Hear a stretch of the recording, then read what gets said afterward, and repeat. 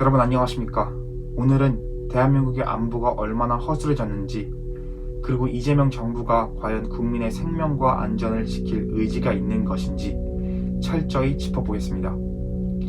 이스라엘의 일어서는 사자 작전, 전 세계를 충격에 몰아넣었죠. 여러분들도 다 아실 거라 생각합니다. 그런데 그 작전을 보면서 우리가 떠올려야 할 건 하나죠. 우리나라는 과연 이런 전쟁 상황에서 살아남을 수 있는가?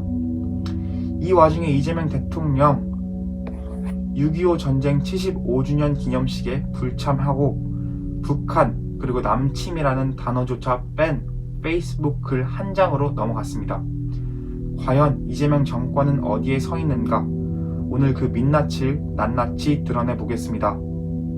네, 이스라엘 지난 13일 이란 본토를 정밀 타격했습니다. 작전명은 일어서는 사자. 단 48시간, 그것도 군부 최상층부를 한꺼번에 암살한 이 작전은 21세기 가장 정밀하고 은밀한 군사작전이었습니다.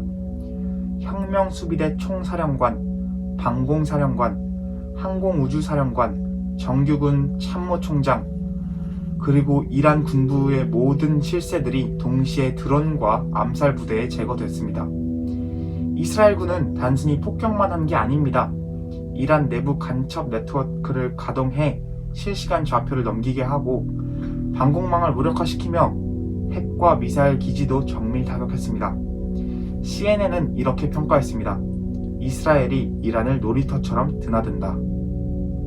여러분들도 많이 들어보셨죠? 이란의 혁명수비대, 즉 IRGC. 정권을 위해 창설된 친위대입니다. 정규군은 못 믿겠다. 그래서 만든 게 IRGC입니다. 그런데 이 혁명수비대조차 모사드 간첩단에 오염됐다고 판단했기 때문에 이번 작전에서 최고 지도자 하메네이를 지킨 건 제3의 비밀 경호 부대였다고 합니다. 정규군을 못 믿어서 만든 친위대마저 뚫렸다. 그 말은 곧 이란 군 내부 깊숙이 간첩이 침투해 있다는 것입니다. 그리고 이 이야기는 남의 나라 이야기가 아닙니다. 자, 이제 질문해 봅시다. 대한민국 군부 과연 안전한가? 북한은 이미 1990년대부터 특수공작부대와 간첩망을 통해 대한민국 장성, 국방지휘부를 표적으로 삼는 전략을 세워왔습니다. 우리는 북한군이 GPS 교란, 사이버 해킹, 드론 침투 등 다양한 방식으로 우리 국방망을 교란한 사례를 여러 번 목격해 왔습니다. 만약에 북한 특작부대가 대한민국 합참의장, 육군 참모총장, 공군 미사일 사령관을 전면전 발발 직전에 제거한다면 대한민국 대통령은 과연 어떤 공포를 느끼게 될까요? 그걸 방지하는 것이 곧 군 통수권자, 즉 대통령의 책무입니다. 하지만 2025년 6월 25일 6.25 전쟁 발발 75주년이었습니다. 대한민국이 공산 침략에 맞서 피 흘리며 나라를 지켜낸 기억의 날이죠. 그런데 이재명 대통령 그날 기념식에 불참했습니다. 단순 불참이 아닙니다. 대통령 연설 대독도 없었습니다. 그저 국무총리 직무대행이 몇 마디 했을 뿐입니다. 대신 대통령은 페이스북에 글 한 장 올렸습니다. 거기엔 놀랍게도 이런 단어들이 빠졌습니다. 북한, 남침, 공산 침략, 자유, 안보. 이건 기념이 아니라 삭제입니다.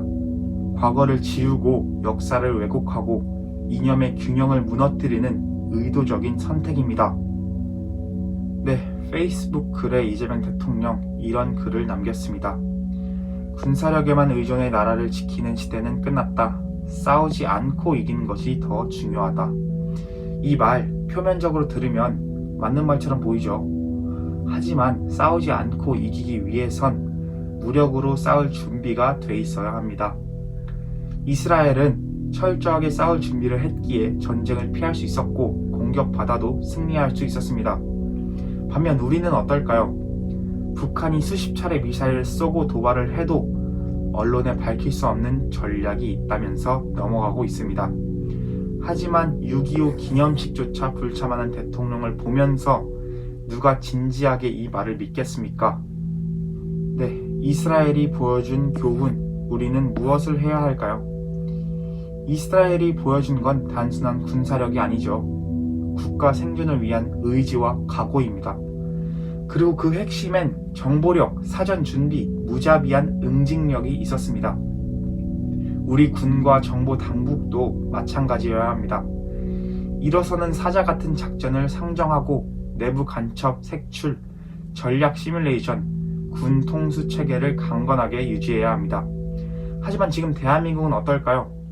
종북 의원들이 국회에서 활개치고 있고 안보 장관이 북한 눈치 보면서 발언을 조심하고 대통령은 남친마저 언급하지 않습니다.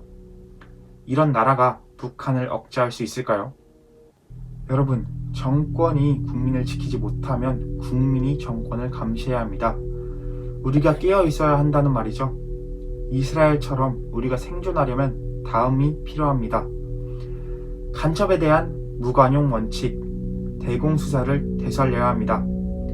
군 기강 강화, 군 통수권자가 먼저 6.25를 기념하고 북한의 위협을 직시해야 합니다. 그리고 마지막, 국민적 각성, 싸우지 않고 이기는 전략은 준비된 자만이 누릴 수 있는 사치입니다.